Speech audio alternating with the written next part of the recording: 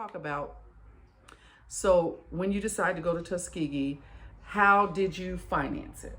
Or how did did you do student loans, or did you do grants or scholarships, or did you save enough money? Because I know you worked when you were younger. Yes, I was doing so much just trying to save for college. But so my senior year, literally my end goal was Tuskegee University. So me and my mother, we couldn't decide if she wanted to send me to an in-state school, which was a PWI, predominantly white school, because it was like so much cheaper because I was getting minority scholarships and scholarships for my grades. It's harder typically to get scholarships from HBCUs. So it was between a school here and in Spelman. Now, Spelman didn't give me any money. Oh, wow. And I think they gave me like $1,000, which I'm grateful for, but yeah. But what is the cost to attend Spelman? When I was there, it was like $54,000. 54. So total. So you would have 53 that you need plus that you would have to make up somehow. Okay. So we took out a huge loan my freshman year because that was my dream school. Right. So we took out a huge loan, and I went my freshman year and was like, okay, like if I can make this happen, if I can get, some scholarship money, I'll stay. If I can't, then we're going to do the transfer to Tuskegee, because Tuskegee was always my end goal, because they have this program, which I think all high school seniors should look at, schools that have transfer scholarships. So with the transfer scholarship, doesn't matter where you come from, but you have to have at least a 3.5 cumulative GPA. Okay. And I believe that's it. So you apply, and then it's a full ride. Well, it's not a full ride, but it's full tuition and books. So you just have to pay for your food and housing. Okay. So that's like half of it at least. That's like 75% for sure. Really? Yeah. Okay. So did you stay on campus when you were at Tuskegee, or did you stay off campus? Okay, so I transferred in my sophomore year, and I stayed in a dorm because I was still young and it was a new school, so I stayed in a dorm. And it's funny because my roommate, we stayed in a freshman dorm, but we were both sophomores and we were both transfers, so so you were kind of like a quasi freshman, sort of. Freshman to the school anyway. Right. Okay. Right. Okay. Well, great. Okay, so you got a transfer scholarship, which I hadn't heard anything about. Yeah.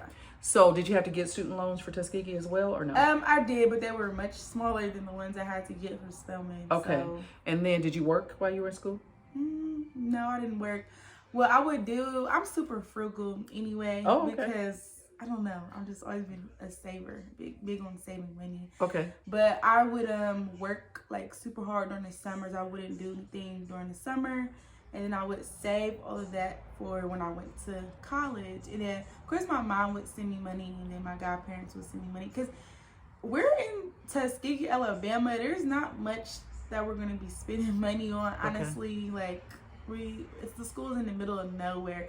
And we made our own fun out of doing things. So I didn't need to be loaded as much as I did in Atlanta. I bet. So it worked itself out. So yeah. Did you get to do any traveling while you were in college? Yes, I did. What? So we got to catch up after this video. Yes.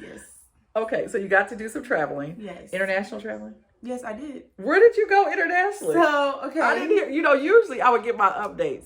Y'all, just want y'all to know. I would get my updates from my mom. So if my mom didn't say, hey, Kaile's in Guadalajara or wherever, I wouldn't know every once in a while, because I didn't catch up until she was getting ready to graduate, to be quite honest with you. So, okay, where'd you travel internationally? I got to know. So I need you to give me the tea on the international travel. I went to Rio de Janeiro, Brazil. Oh, wow. My freshman year at Spelman. Okay, yes. okay. And one tip, one piece of advice I would give you is don't think I'm going to save this for later. If the opportunity presents itself, do it now, do it then. Because you just never know, like, if it'll ever come around again. Yeah. And that's true, because I'm like, I don't know if I want to study abroad my freshman year, because I'm sure Tuskegee will have programs, or I know it'll be an opportunity then. And it was, but it wasn't as big as a thing as it was at Spelman. So I'm just super grateful that I did it. Like, there were like 15 of us who went to Brazil, but one of my friends went to Spain.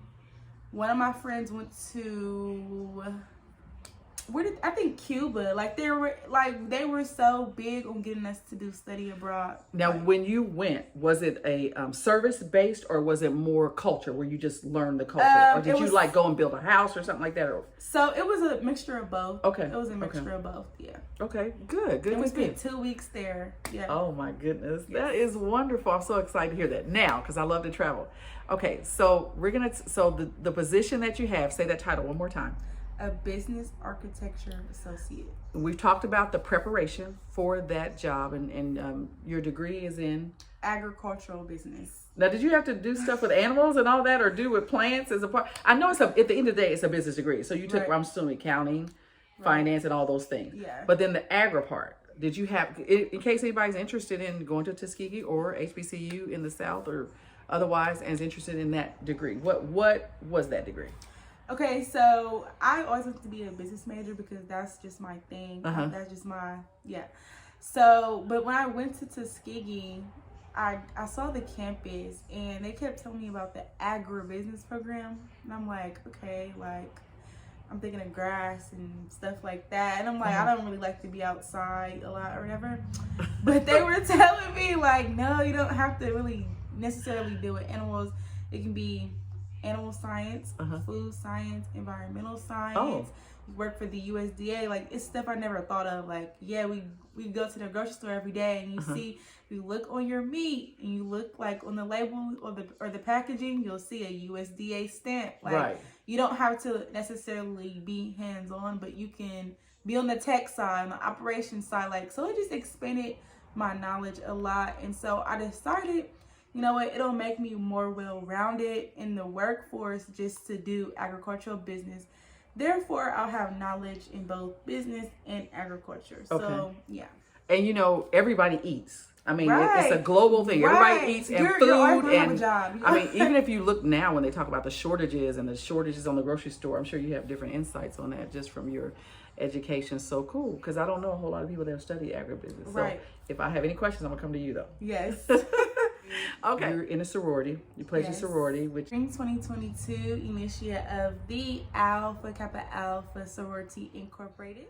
So we were talking about your first few weeks on your new job and what you've done since you've been on that job. One of the things that you said made me so excited because we were always, where did that come from within you to do the best that you can, to work hard, to even when nobody's looking at your age? Because you're what age? Can you tell us? I'm 21. Oh, you're 21. Yes, okay. I'm 21. It's as a recent college graduate, it's been instilled in me to always put my best foot forward. And there are times, honestly, where, you know, I feel like, I don't feel like doing this, or I'm in a funk. Then I just have to tell myself, you know, snap out of it. This is not you. You're not a lacquer. You know what I mean? So just that motivation of, you know, what's been instilled inside of me.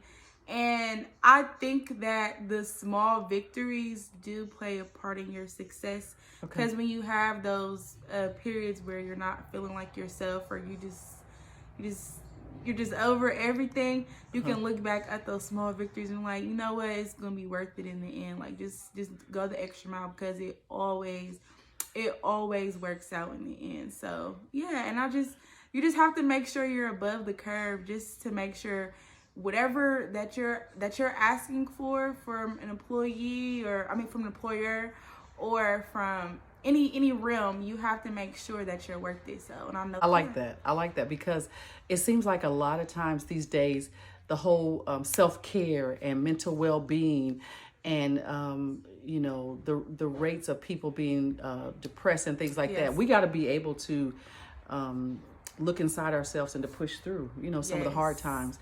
So I just want you to do one thing. I just want you to tell me how you felt when they called you or emailed you and let you know that you had your job.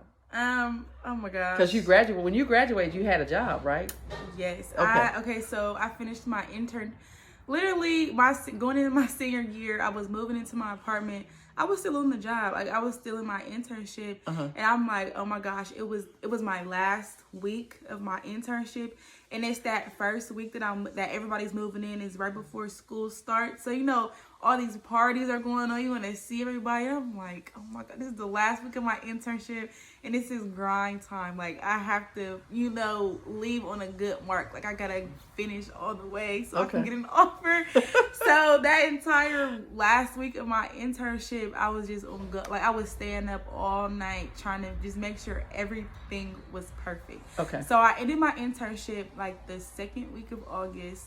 And then they send offer letters right around November. Okay. So everybody was talking about like their different offer letters and stuff. And I'm just like, oh my gosh. I'm just getting real antsy because I'm like, I know I was really good. That wasn't like when my internship was in, that wasn't my area. So I was kind of nervous, like, geez, like they might find somebody that's more qualified than me, because I have to do a little bit extra. So I'm like, Lord, I hope I get this. And then when I got the email, oh my God. Oh my gosh. Like, I was Who did you so call ecstatic. first? Who did you call first? My mom. Your mom, of course. My mom. Your mom, of course. Perfect.